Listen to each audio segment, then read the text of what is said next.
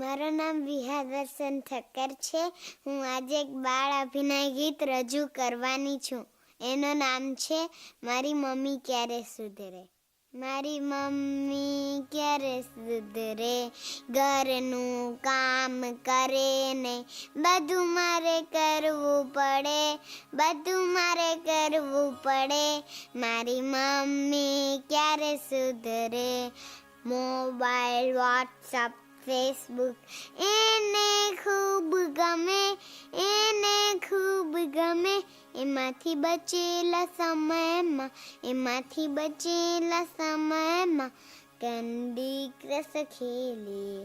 મારી મમ્મી ક્યારે સુધરે, મારી મમ્મી ક્યારે સુધરે. બ્યુટી પાર્લરનું શોખ છે ભારી, 3-4 કલાક જાય, 3-4 કલાક જાય. ઘરમાં પગ ટકે નહીં, ઘરમાં પગ ટકે નહીં. સીટી આખી ઘૂમી આવે. મારી મમ્મી ક્યારે સુધરે. મહિનામાં 3-4 જીન્સ અને ટી-શર્ટ રોજ નવા પહેરે, રોજ નવા પહેરે. પછી મારા ડેડીનું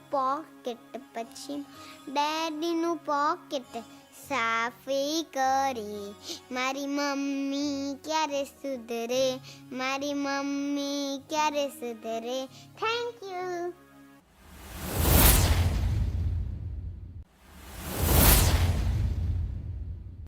સૌપ્રથમ તો જીઆઈટીની સમગ્ર ટીમને ખૂબ ખૂબ ધન્યવાદ કે આજના જમાનામાં આપણે ભગીરથ કાર્ય કહી શકાય તેવું કાર્ય કે બાળકોને આજે ટીવી અને મોબાઈલથી દૂર અને એનામાં પણ ખાસ કરીને સોશિયલ મીડિયાથી દૂર રાખી અને બાળકોની અંદર છુપાયેલ જે એમની સર્જનાત્મક પ્રવૃત્તિઓ છે એને વિકસાવવા માટેનું એક પ્લેટફોર્મ પૂરું પાડી રહ્યું છે. તે બદલ જીઆઈટીની સમગ્ર ટીમને ખૂબ ખૂબ ધન્યવાદ.